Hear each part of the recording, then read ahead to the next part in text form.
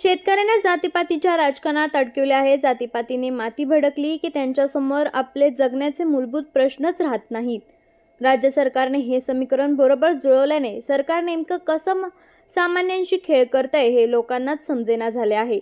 अशी टीका करत माजी मंत्री बच्चू कडू यांनी लाडकी बहीण योजनेचे बुजगावणे उभे करून सरकारने ईव्हीएम घोटाळा लपवला असल्याचा आरोप केला.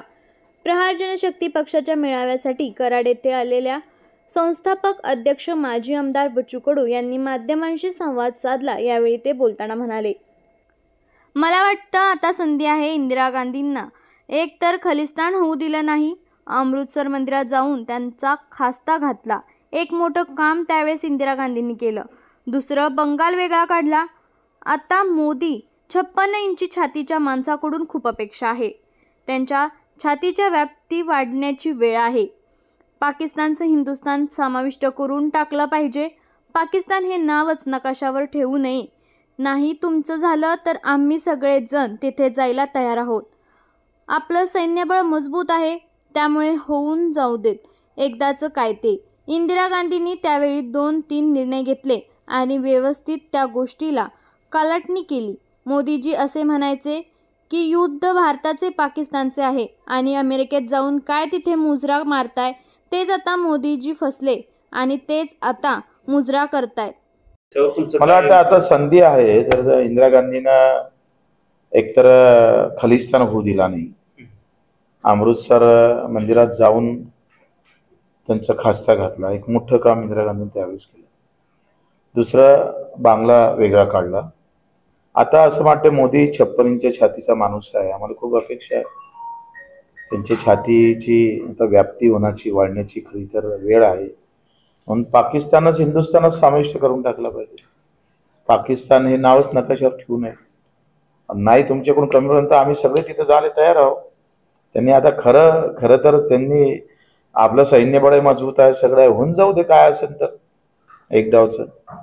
आणि मग इंदिरा गांधीनं त्यावेळेस जे काही निर्णय ते 2-3 घेतले आणि व्यवस्थित त्या गोष्टीला कलाटणी केली.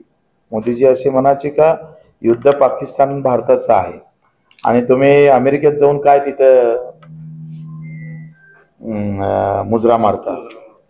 तेच आता मोदीजी फसलेच होता. आता तेच मुजरा करायला लागले. दिवस कसे पलटतात बघा. 2 गोष्टी झाल्या देशामध्ये. इंदिरा गांधीनं मोठा निर्णय घेतला. ह्या सगळ्या बँक ह्या खाजगी होत्या म्हणजे ठराविक लोकांच्या ताब्यात होत्या, जनरलाइज नव्हत्या.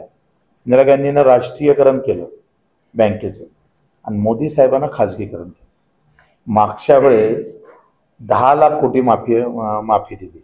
किती? 100 उद्योगपत्यांना 10 लाख करोडची.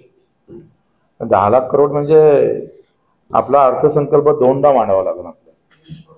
आणि शेतकऱ्याला फक्त 10,000 कोटी देशभरात माफ केलं. म्हणजे सगळ्या मोठ्या कंपन्याचं खाजगीकरण कसं बँकेमध्ये पायी पैसा आपला आहे. पण माफीचे सूत्र नीरव मोदी पासून तर सगळ्या कंपन्या जर पकडल्या तर एकूण आम्ही पाहतोय का या बँकेचं खाजगीकरण करण्याचं मोठं पाप भाजपनं केलं. जे पुण्य इंदिरा गांधीनं राष्ट्रीयकरण करून केलं होतं का पैसा हा श्रीमंता माणसापासून गरीबापर्यंत जाण्याचं एक मोठं चांगलं साधन म्हणजे बँक आहे आणि ते तोडण्याचं काम यावेळेस मोदी सरकारनं केलं आहे.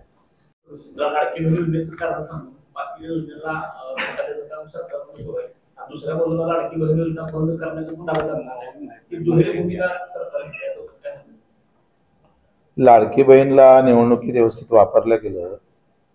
काय होतंय, ईव्हीएमचा घोटाळा करायचा होता, दुर्लक्ष करायचं होतं. म्हणजे निवडणुका जिंकल्या त्या लाडक्या बहिणीनं जिंकल्या असं म्हणजे खरी निशाणा होता ईव्हीएम. आणि रिझल्ट लागल्यानंतर सगळ्याच्या तोंडी काय होतं, लाडकी बहिणीनं जिंकलं. म्हणजे अर्थातच ईव्हीएमचा जो करप्शन होतं, ईव्हीएम जिंकली भाजपा, त्याला थोडं पडद्याआड करायचं होतं आणि म्हणून लाडकी बहीण व्यवस्थित बाहेर काढली. लाडकी बहीण हा फक्त बुजगावणं आहे आणि ईव्हीएम त्याच्यातलं खरं व्यवस्थित कारण आहे. आता आपण जर पाहिलं तर ह्या गोरगरिबाच्या इथे दिव्यांगाला विचारा तुम्ही मेळाव्यात आले तर 4-4, 6-6 महिन्यापासून पगार नाही, त्यांचं मानधन भेटत नाही. अजितदादाचं मुख्यमंत्र्याचं मानधन थांबलं का? मी माझे आमदार आहे, माझंही मानधन थांबलं नाही.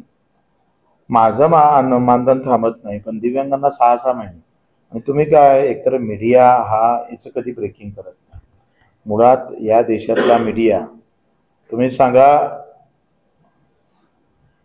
काश्मीरला जी घटना झाली, 28 लोक मारले गेले आणि अमित शहानं चूक कबूल केली की हमारी गलती हो गई, हमारी चूक हो गई. काय चूक झाली तर आमचं सुरक्षा रक्षक तिथं कोणीच नव्हतं.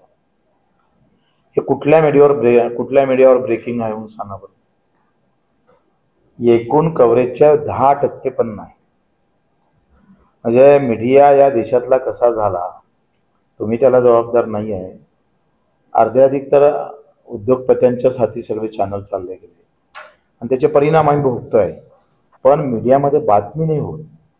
बातमी काय होतंय, बातमी हिंदू मुसलमानाची होऊ शकते, ओबीसी मराठीची होऊ शकते, निळा हिरवा भगव्या झेंड्याची होऊ शकते. मीडियाचं महत्त्वाचा रोल संपलेला आहे. म्हणजे मी जर हा जातीचा मुद्दा घेऊन आलो असतो तर मला कार्यक्रम सभागृहात नाही ठेवावा लागला असता, चौकात ठेवता आला असता. आपल्या तालुक्यातील जिल्ह्यातील बातम्या सर्वप्रथम पाहण्यासाठी आजच सातारा न्यूजला YouTube चॅनलवर सबस्क्राईब करा, लाईक करा, शेअर करा आणि बेल आयकॉन प्रेस करायला विसरू नका.